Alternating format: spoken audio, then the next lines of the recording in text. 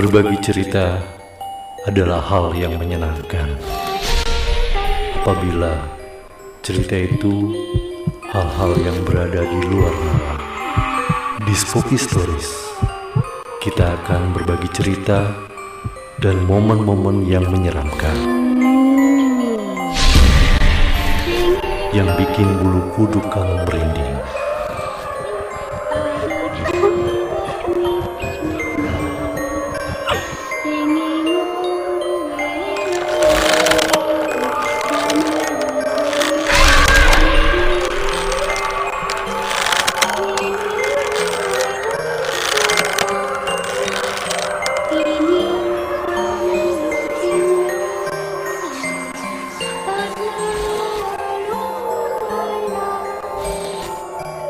Karena ada mereka selain kita.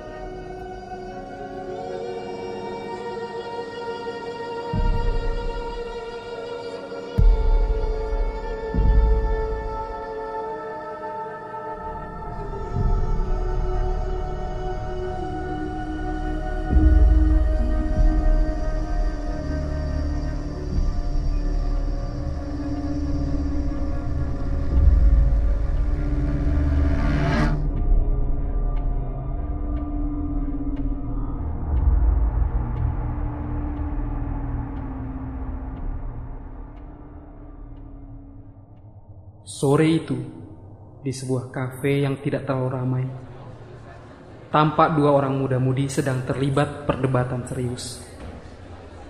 Mereka adalah Maya dan Bagas. Maya dan Bagas telah 7 tahun menjalin hubungan kekasih.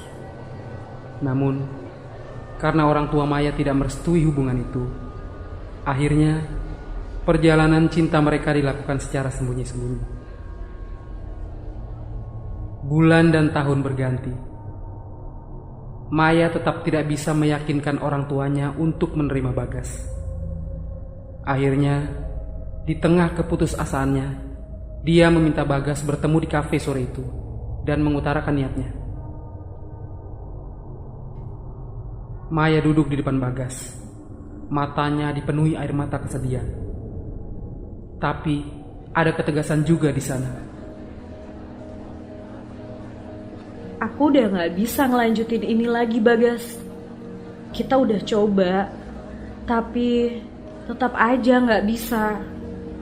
Mama dan papa aku tetap pada pendiriannya. Aku gak ingin hubungan ini terus-terusan menyakitimu, menyakiti kita.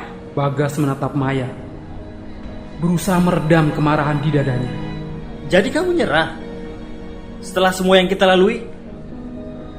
Kamu pikir kamu bisa ninggalin aku gitu aja?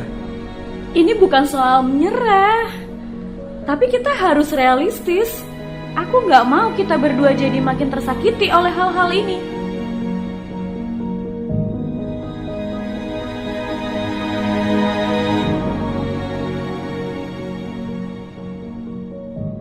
Bagas tampak sekuat tenaga menahan kekecewaan dalam dadanya.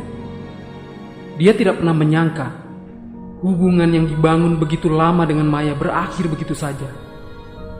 Mereka tampak sempurna di mata orang-orang. Namun di balik itu, hubungan mereka retak oleh sesuatu yang tak terelakkan.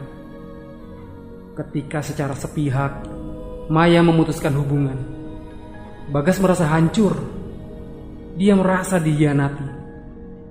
Cintanya yang begitu besar kini berganti menjadi kebencian yang mengerikan. Bagas menggenggam meja kuat-kuat. Suara di kepalanya memerintahkannya untuk tidak membiarkan ini terjadi. Namun, Maya sudah pergi sebelum dia bisa berkata lebih jauh.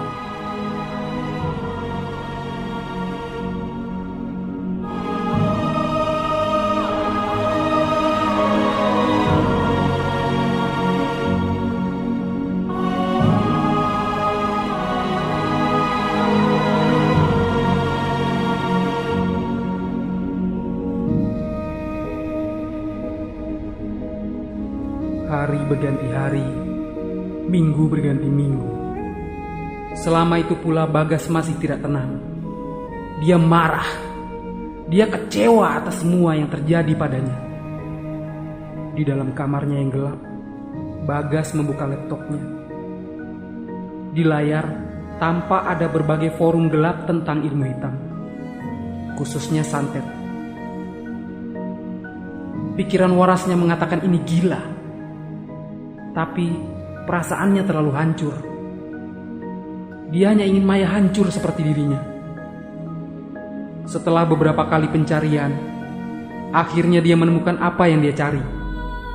Sebuah situs tentang santet, lengkap dengan nama dan alamat dukunnya.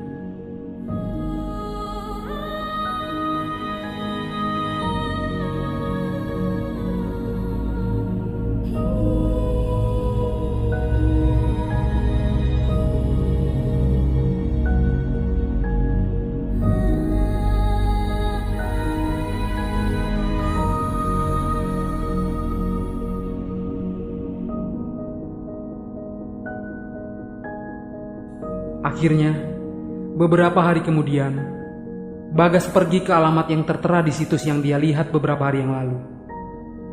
Sebuah tempat di pinggiran kota. Dari situs itu juga, Bagas mengetahui bahwa di sana ada seorang dukun ilmu hitam bernama Pak Mardi, yang terkenal sakti dalam ilmu hitam, khususnya santet. Setelah sampai di rumah Pak Mardi, Bagas memberi salam dan langsung masuk ke dalam rumah. Bau kemenyan terasa sangat menusuk. Bagas lalu mengutarakan niatnya pada Pak Mardi. Kamu tahu anak muda, sekali kamu mulai, tidak ada jalan kembali. Aku tidak peduli. Aku ingin dia juga merasakan sakitnya. Santet dia, buat dia menderita. Pak Mardi tersenyum samar dan segera menyiapkan bahan-bahan ritual. Baiklah, aku bisa bantu. Tapi ingatlah anak muda, dendam itu seperti api. Kalau kamu tidak hati-hati, kamu bisa terbakar sendiri. Bagas hanya mengangguk tanpa berkata apa-apa.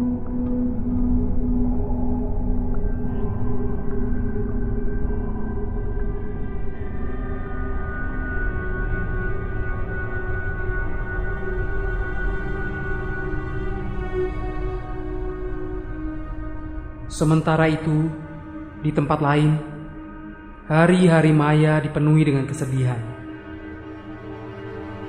Hari-hari yang dia lewati bersama Bagas terlalu lekat dalam ingatannya. Dia bahkan tidak bisa membayangkan bagaimana dia bisa hidup tanpa Bagas. 7 tahun bersama Bagas menciptakan terlalu banyak kenangan-kenangan manis.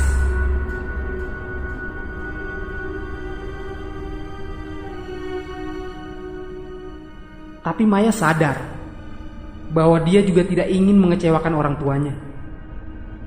Dia sangat ingin membahagiakan orang tuanya, walau dengan mengorbankan kebahagiaannya sendiri. Di hari ke-10 sejak kejadian di kafe bersama Bagas, Maya mulai mengalami hal-hal aneh. Di malam hari, dia sering mendengar bisikan-bisikan di telinganya, meski tidak ada siapapun di sana. Benda-benda di kamarnya juga kadang tiba-tiba bergerak sendiri. Pernah suatu malam, saat Maya terbangun dari tidurnya, dia merasa tubuhnya terasa sangat berat, seperti ada yang menindihnya. Dan ketika dia menoleh ke cermin di samping ranjangnya, dia melihat bayangan hitam yang berdiri di atas tubuhnya dengan mata yang merah menyala. Mulai saat itu, gangguan demi gangguan makin sering terjadi pada Maya.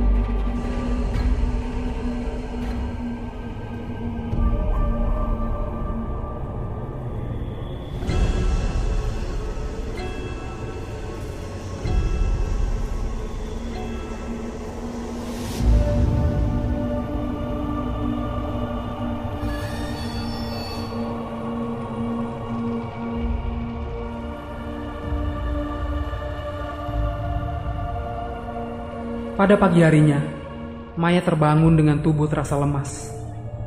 Saat ia berdiri, pandangannya berkunang-kunang dan tiba-tiba mimisan. Ini aneh, pikirnya. Karena ia tidak pernah mengalami mimisan sebelumnya. Tapi ia mengabaikan hal itu. Menganggapnya sebagai stres akibat pekerjaan. Di malam kedua, sejak gangguan pertama dimulai, Maya mulai merasakan sesuatu yang benar-benar tidak beres. Di tengah tidurnya, ia terbangun oleh suara berbisik. Suara yang terdengar seperti berasal dari sudut-sudut kamarnya. Awalnya hanya samar, tapi semakin lama, bisikan itu semakin jelas. Maya, kamu tidak akan selamat.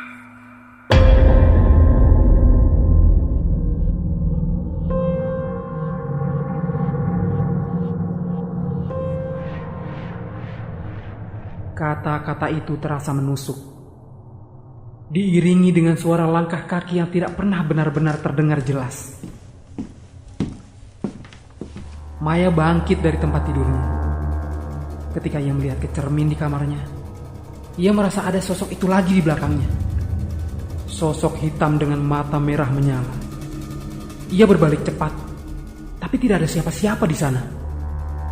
Ketakutan mulai merayap di dadanya.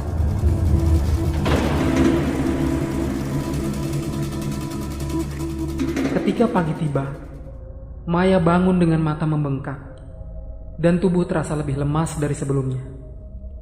Ia mulai menyadari bahwa ini bukan sekedar mimpi buruk. Tubuhnya terasa semakin sakit dan ia merasakan rasa tidak nyaman di perutnya. Seperti ada sesuatu yang bergerak di dalamnya. Pada hari ketiga, gangguan menjadi semakin nyata. Siang itu saat sedang bekerja di kantornya, Maya merasa ada sesuatu yang merayap di kulitnya. Meski tak ada apapun di sana, ia terus merasa gatal dan perih. Namun saat ia memeriksa tubuhnya, tidak ada tanda-tanda apapun. Rasa sakit di perutnya juga semakin parah.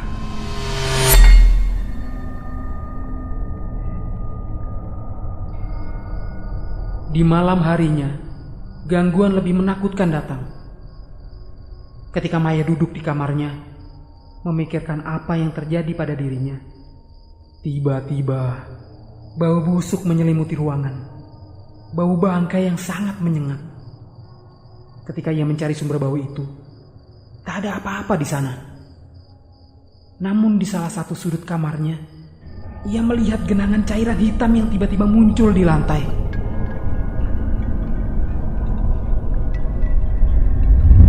Setiap malam, bisikan-bisikan itu semakin sering terdengar. Kata-kata penuh kebencian dan ancaman terus-menerus mengisi ruangan, membuat Maya tak bisa tidur. Suara-suara itu mulai menyebutkan namanya, menertawakan ketakutannya, membuatnya semakin merasa terperangkap.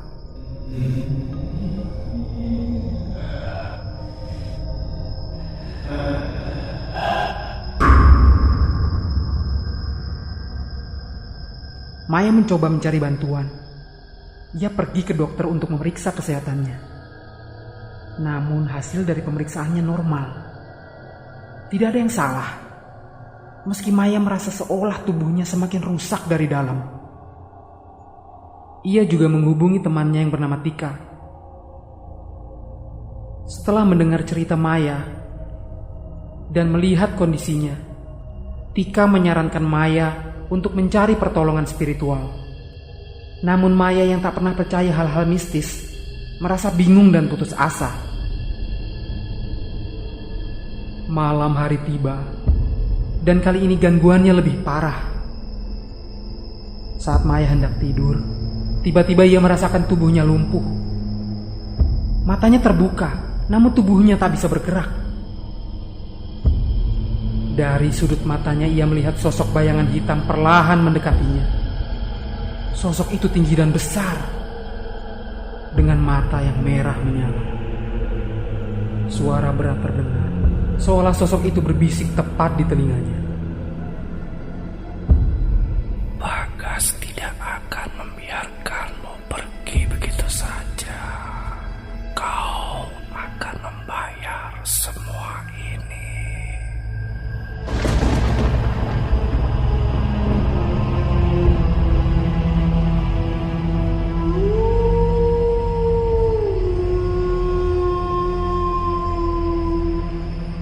Maya mencoba berteriak, tapi suaranya tercekik di tenggorokan. Tubuhnya kaku, tak bisa melawan. Sosok hitam itu kemudian menunduk. Wajahnya hanya beberapa inci dari wajah Maya, sebelum tiba-tiba menghilang secepat bayangan. Ketika Maya akhirnya bisa bergerak, ia berteriak histeris, merasakan jantungnya berdegup kencang. Tubuhnya berkeringat dingin dan ia mulai menangis ketakutan.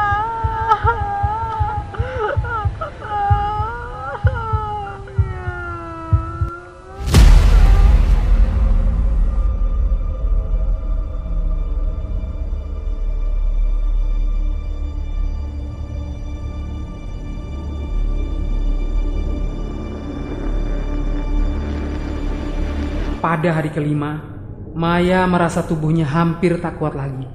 Dia lemas, matanya bengkak karena kurang tidur. Dan setiap kali ia mencoba makan, rasa mual luar biasa menghantamnya. Ia merasa perutnya penuh dengan sesuatu yang berat dan bergerak-gerak di dalamnya. Saat ia memeriksa tubuhnya di cermin, ia menemukan beberapa luka goresan di tubuhnya. Seolah-olah ada yang menggaruk kulitnya saat dia tidur. Ini bukanlah hal yang normal. Malam itu, puncak teror benar-benar datang. Saat tengah malam, Maya mendengar suara dari dalam kamarnya. Seperti ada yang menyeret sesuatu di lantai. Ia bangun. Tubuhnya gemetar. Dan di hadapannya, di tengah ruangan, ada sesosok boneka kecil terbuat dari kain kotor, penuh dengan paku dan darah. Mata boneka itu merah, seperti menatap langsung ke arahnya. Tiba-tiba, boneka itu mulai bergerak sendiri. Gerakannya lambat, tapi cukup membuat Maya berteriak histeris. Boneka itu mendekatinya. Dan seiring dengan setiap langkah yang diambil boneka tersebut, tubuh Maya semakin kesakitan. Rasanya seperti ada ribuan jarum menusuk kulitnya, membuatnya hampir pingsan. Darah keluar dari hidungnya lagi. Dan kali ini, darah itu berwarna hitam pekat. Sosok bayangan hitam dari malam-malam sebelumnya muncul kembali. Berdiri di sudut kamar, menatap Maya dengan senyum menakutkan. Sosok itu perlahan berubah menjadi wajah Bagas yang penuh kebencian. Kamu tidak akan bisa lari, Maya. Ini adalah hukumanmu.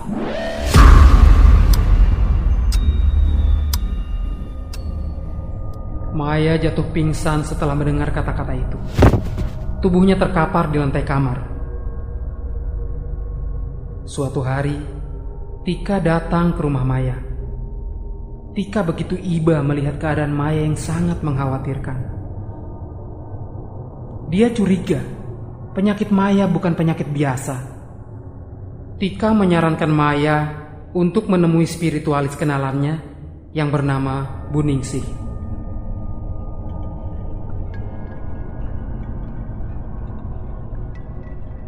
Mai, ini sepertinya bukan penyakit biasa.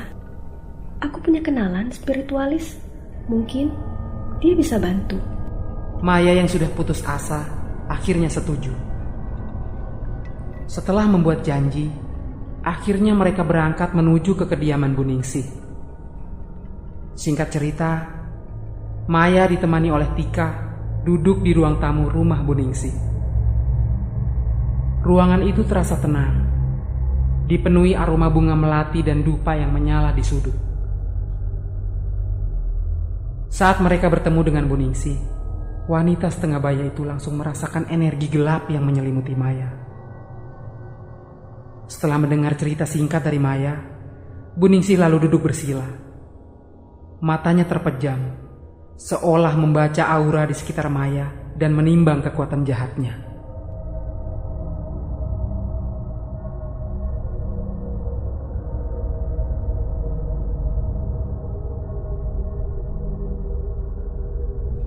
Energi gelap ini sangat kuat, Maya.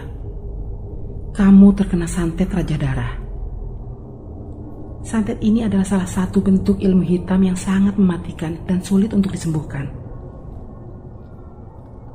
Santet ini menggunakan darah korban sebagai medium utama untuk menyalurkan kutukannya. Darah itu lalu dirajah dengan simbol-simbol kutukan yang berhubungan dengan penderitaan bahkan kematian. Setelah dirajah, kutukan akan meresap ke dalam tubuh korban secara bertahap. Gejala awalnya biasanya berupa demam tinggi, mimisan, atau muntah darah. Namun, yang mengerikan dari santet ini adalah simbol rajah yang akan muncul pada kulit tubuh korban. Biasanya berbentuk tulisan atau gambar yang semakin lama semakin jelas.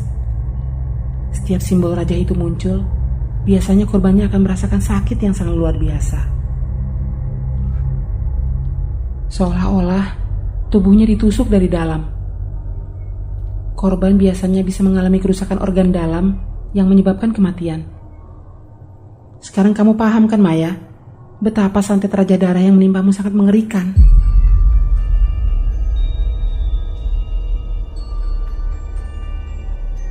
Maya menggigit bibirnya. Pandangannya kosong. Tika memegang tangannya, memberi dukungan. Bu Ningsih membuka mata perlahan, menatap Maya dengan pandangan penuh iba. Orang yang mengirim ini pernah dekat denganmu, Nak. Dia merasa tersakiti, dendamnya sudah membutakannya. Maya merasakan dadanya sesak. Hanya satu nama yang muncul di kepalanya. Pikirannya langsung tertuju pada Bagas. Tapi akal sehatnya menolak. Bagas tidak akan sejahat itu kepadanya. Dia masih tidak bisa mempercayai bahwa Bagas yang melakukan ini kepadanya.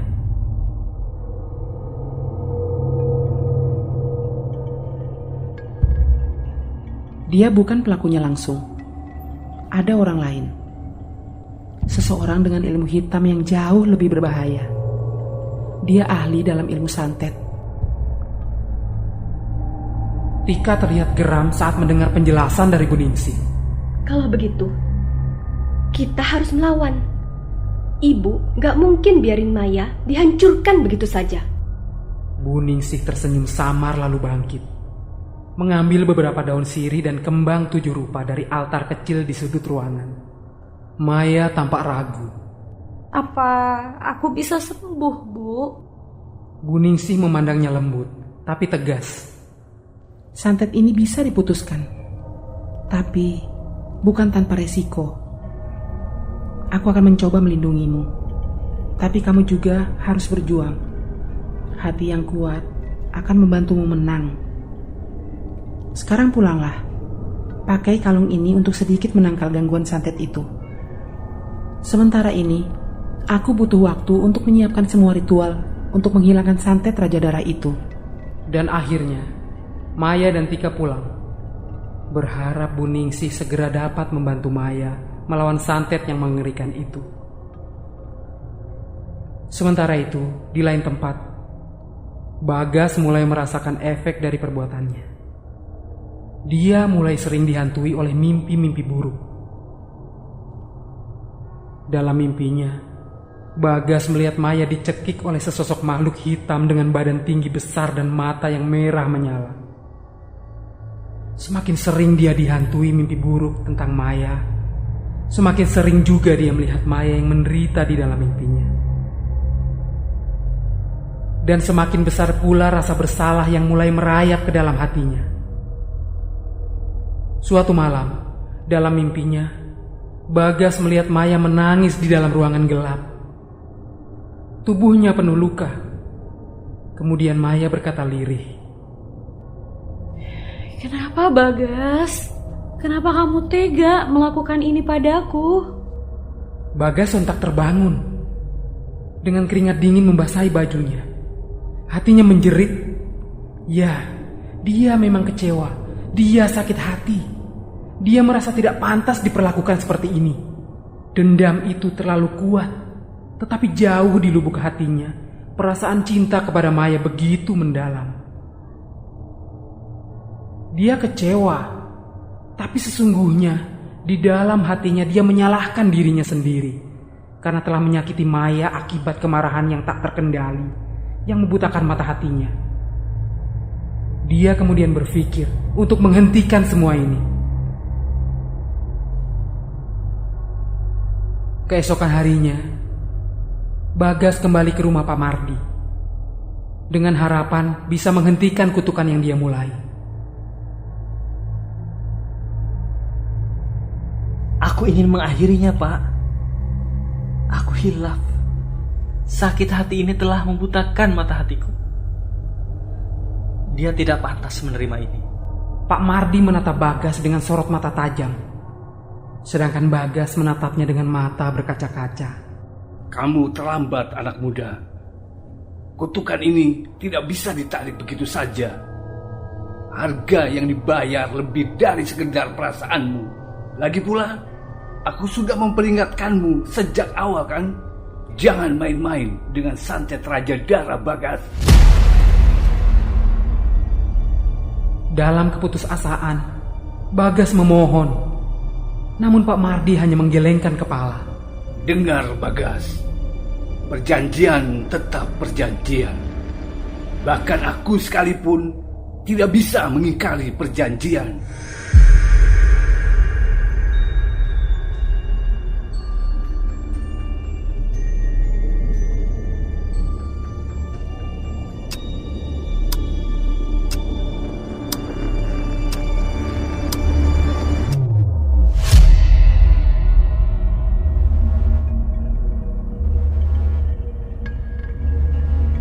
Sementara itu, Maya duduk di sudut kamarnya. Matanya sembab oleh air mata yang tak henti-hentinya mengalir. Di tangannya ada sebuah foto lama Bagas dan dirinya saat masih bersama.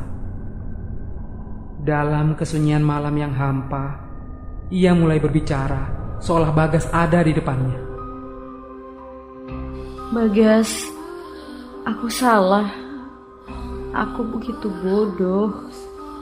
Aku kira dengan meninggalkanmu, kita akan lebih baik. Aku kira aku bisa menemukan kedamaian tanpa kamu. Tapi yang aku temukan hanyalah kesepian. Aku rindu kamu. Aku rindu semua kenangan kita.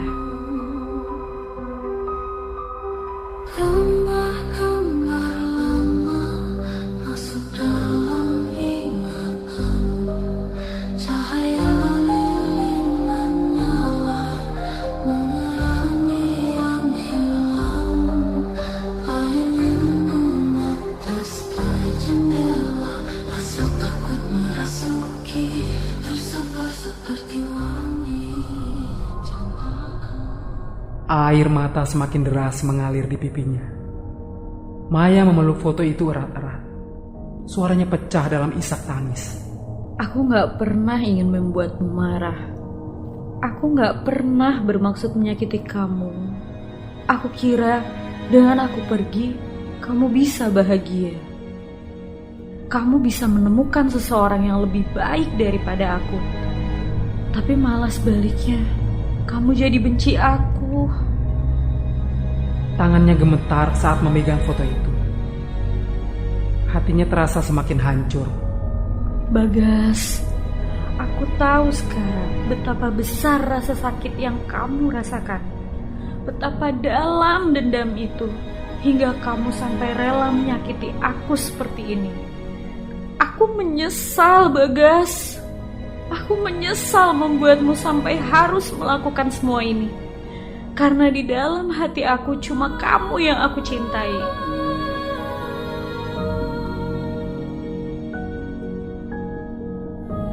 Suara Maya semakin serak, menahan sesak di dadanya. Aku tahu sekarang kamu menderita. Kamu hancur karena perbuatanku. Kamu merasa terhianati, merasa tidak berharga. Dan itu semua karena aku. Seandainya aku bisa menghapus kebencian itu dari hatimu. Seandainya aku bisa memperbaiki semua ini, aku akan lakukan apa saja.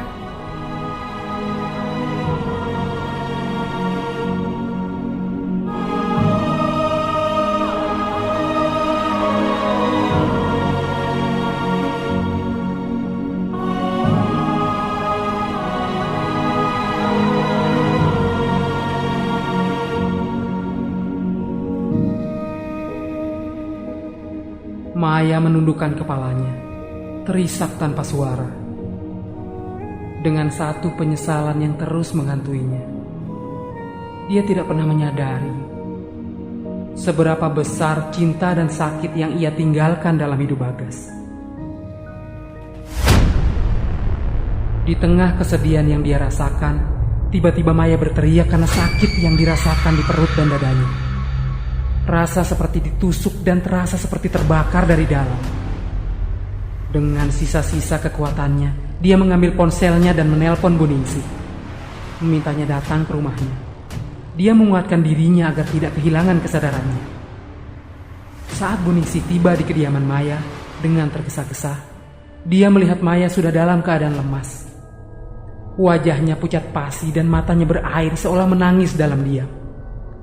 Tubuh Maya menggigil meski udara malam terasa hangat. Maya mencengkram perutnya dengan erat, menahan kesakitan yang amat sangat. Rasa sakit yang menusuk itu sudah Maya rasakan sejak beberapa hari yang lalu. Tetapi malam ini rasa sakitnya mencapai puncaknya. Bu, tolong saya. Saya tidak kuat lagi. Suara Maya bergetar, nyaris seperti bisikan putus asa. Dia terhuyung-huyung menghampiri Bu Ningsih lalu jatuh berlutut. Bu Ningsih lalu membantu Maya dan menuntunnya ke ranjang dan membaringkannya di sana. Dia bisa mencium aroma kematian yang samar. Hatinya bertekad untuk membantu Maya. Sorot mata Bu Ningsih tajam penuh kewaspadaan. Dengan nada lirih dia berkata, "Jangan kau anggap aku tak tahu kalau ini adalah ulahmu, Mardi."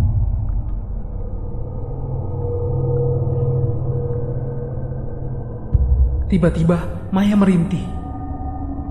Tubuhnya gemetar dan dari hidungnya mulai mengeluarkan darah segar. Bu Ningsih berusaha tetap tenang. Dia langsung mengambil sapu tangan dan menekan hidung Maya. Tetapi darah itu mengalir semakin banyak seakan tak mau berhenti. Ketika darah itu mengenai tangan Bu Ningsih, dia merasakan energi negatif yang kuat disertai aroma aneh yang menusuk hidungnya. Bu Ningsih kemudian meminta Maya untuk menunjukkan bagian tubuhnya yang sakit. Dengan perlahan Maya membuka kemejanya, memperlihatkan bagian perut dan dadanya yang kini dipenuhi dengan simbol-simbol aneh berwarna merah kehitaman, berbentuk seperti tulisan kuno yang tertoreh di kulitnya. Simbol-simbol itu makin terlihat jelas saat Bu Ningsih merabanya, seolah-olah berdenyut dan bergerak. Cahaya kamar tiba-tiba berubah menjadi redup seketika. Bu Ningsih terlihat tegang saat melihat simbol-simbol raja itu seperti melilit tubuh Maya seperti belenggu gaib, siap merampas nyawanya. Mata Maya melebar dalam ketakutan. Dia mulai menangis karena menahan rasa sakit yang tak tertahankan. "Aku akan mencoba yang terbaik untuk menolongmu, Maya. Tapi kamu harus kuat. Lawan rasa takutmu. Ini bukan sekedar ilmu hitam. Ini juga soal tekadmu untuk bertahan hidup." Malam semakin larut ketika Bu Ningsih bersiap untuk melakukan ritual penyembuhan yang sangat berbahaya. Di hadapannya, Maya terbaring lemah di atas ranjang. Tubuhnya gemetar. Simbol-simbol rajah merah kehitaman yang tertoreh di kulit perut Maya semakin menonjol. Seperti ular yang hidup dan berdenyut, seolah-olah siap mencengkram jiwanya. Bu Ningsih tahu tidak ada banyak waktu yang tersisa. Bu Ningsih sangat paham santet Raja Darah ini adalah salah satu kutukan paling mematikan yang pernah dia hadapi. Tak hanya menyerang tubuh, tapi juga merasuki jiwa korban, membuat mereka merasakan penderitaan yang seolah tak berujung. Tugasnya malam ini adalah memutus hubungan antara kutukan tersebut dengan tubuh dan jiwa Maya. Dan jika dia gagal, nyawa Maya bisa hilang dalam hitungan jam. Bu Ningsih duduk di lantai, mengelilingi Maya dengan berbagai bahan yang akan ia gunakan dalam ritual ini. Daun sirih yang telah direndam air suci, minyak kelapa yang telah dijampi-jampi, dupa cendana yang mengepul perlahan, serta selembar kain putih yang akan digunakan untuk menyerap kutukan. Ini adalah pertarungan hidup dan mati, Maya. Kau harus kuat. Jangan biarkan ketakutan menguasaimu.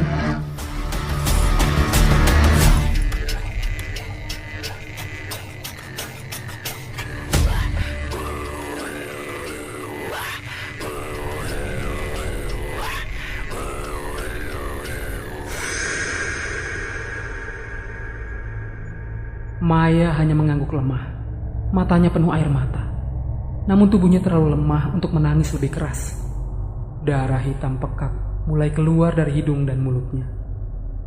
Setiap kali raja itu berdenyut, Maya merasakan sakit yang luar biasa, seperti ada ribuan jarum yang menusuknya dari dalam. Sekarang aku akan mulai. Tutup matamu dan coba bernafas perlahan. Maya menutup matanya, sementara Bu Ningsih mulai membaca mantra-mantra pelindung. Suaranya lembut tapi penuh kekuatan, menggema di seluruh ruang. Dupa cendana yang menyala mulai mengeluarkan asap tebal, membentuk lingkaran di sekitar Maya, seperti pelindung yang menjaga dari kekuatan jahat di luar. Dengan tangan gemetar, Bu Ningsih mulai mengoleskan minyak kelapa ke perut Maya. Tepat di atas simbol raja yang berdenyut itu. Setiap kali minyak menyentuh kulit, simbol-simbol itu seolah bergerak, mencoba melawan. Maya meringis kesakitan. Tubuhnya bergetar hebat. Tapi Bu Ningsih terus melantunkan mantra tanpa henti, mengunci fokusnya pada Raja Darah itu.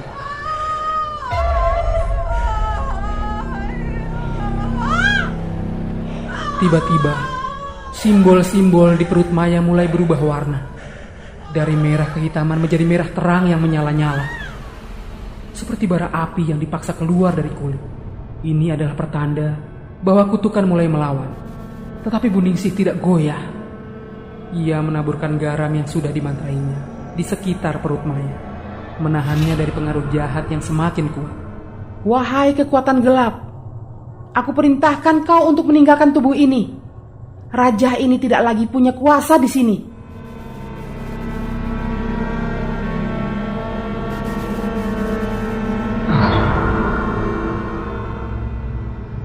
Simbol raja itu semakin menyala terang, dan tiba-tiba tubuh Maya melengkung ke atas, seolah-olah ada kekuatan besar yang menariknya. Maya berteriak kesakitan, tetapi Bu Ningsih menahan tubuhnya dengan kuat, meletakkan kain putih suci di atas raja tersebut. Kain itu segera menyerap panas yang luar biasa, membuatnya bergetar. Bu, tolong. Sakit sekali, Bu. Aku tahu, Maya. Bertahanlah. Kain putih itu tiba-tiba berubah warna menjadi hitam pekat, seolah-olah menghisap kegelapan dari raja tersebut. Simbol-simbol yang tadinya membara di kulit Maya mulai memudar perlahan-lahan. Bu Ningsih mempercepat lantunan mantranya. Tangannya gemetar menahan aliran energi negatif yang semakin kuat. Asap dupa semakin tebal, mengelilingi mereka berdua seperti kabut magis yang tak tembus. Detik demi detik berlalu, sampai akhirnya simbol-simbol di perut Maya mulai hilang seluruhnya. Kulitnya yang tadinya tertoreh dengan raja kutukan, sekarang hanya meninggalkan bekas-bekas samar kemerahan, seolah-olah bekas luka bakar yang perlahan sembuh. Sudah selesai, Maya. Kutukannya sudah hilang. Maya membuka matanya perlahan. Tubuhnya masih lemas. Tapi rasa sakit yang menusuknya tadi perlahan-lahan menghilang. Ia mencoba mengangkat tangannya, meraba perutnya yang tadi penuh dengan raja. Namun kini hanya terasa hangat.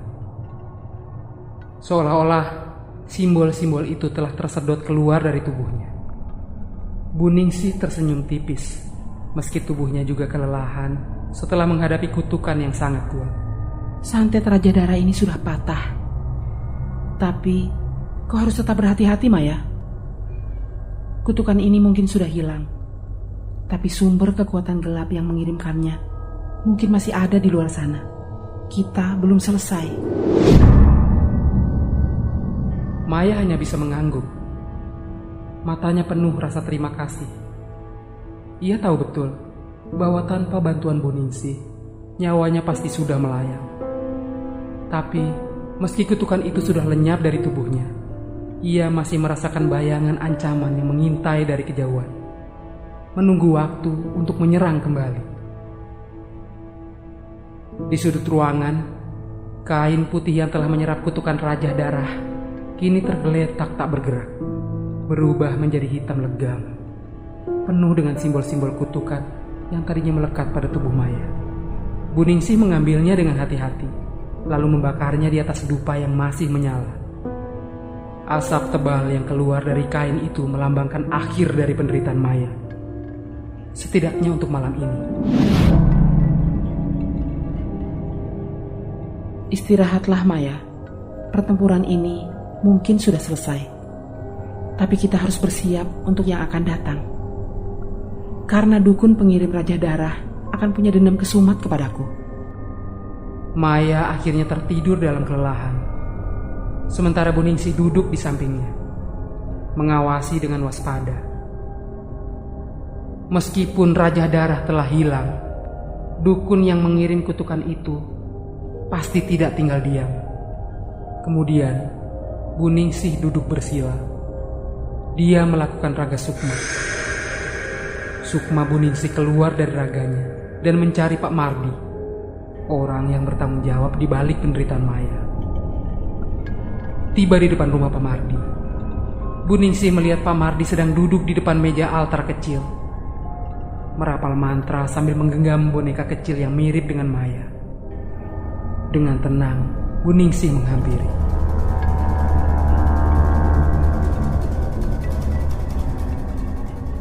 Mardi, sejak dulu kau memang tidak pernah berubah. Aku hanya mengingatkanmu, apa yang kamu lakukan pada Maya bisa menghancurkan jiwa orang lain, termasuk dia yang menyuruhmu. Itu bukan urusanku. Bagas membayar mahal untuk ini. Ia ingin melihat Maya menderita, dan aku hanya melakukan pekerjaanku. Lagi pula, kenapa kau selalu mencampuri urusanku, Ningsih? Aku memperingatkanmu untuk menghentikannya, Mardi. Ilmu hitam yang kamu pakai akan berbalik. Karma itu nyata, Mardi. Jangan bermain-main dengan energi yang begitu kuat. Jangan bicara soal karma padaku, Ningsih. Kalau begitu, terserah padamu. Tapi ingat, Mardi, setiap kejahatan ada balasannya. Dan saat waktunya tiba, tidak ada yang bisa menyelamatkanmu.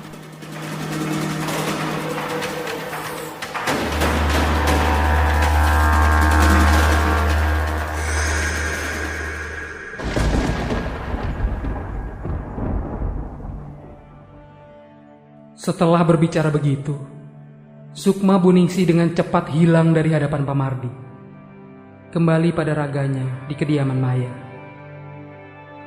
Ritual Buningsih berhasil memperkuat Maya, tapi pertarungan dengan Pak Mardi mungkin masih berlanjut.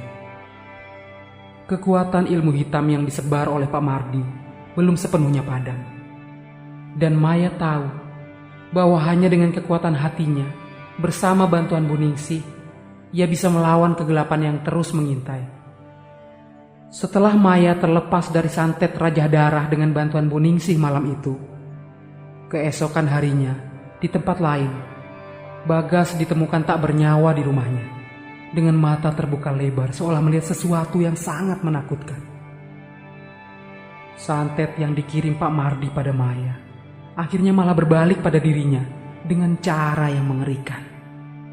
Mengakhiri hidupnya dalam kesepian dan penyesalan. Mungkin Bagas memang menjadi jahat karena kekecewaan yang mendalam. Tapi cintanya pada Maya tak pernah hilang. Terlihat foto Maya masih tergenggam di tangannya hingga ajal menjemput. Sementara Maya yang perlahan pulih dari penderitaannya tak pernah tahu apa yang terjadi pada Bagas. Namun di dalam hatinya, dia merasakan kesedihan yang mendalam. Seperti ada sesuatu yang hilang. Ingatan tentang Bagas selalu memenuhi pikirannya. Dia sangat menyesal bahwa cinta yang pernah ada di antara mereka kini berubah menjadi luka yang abadi.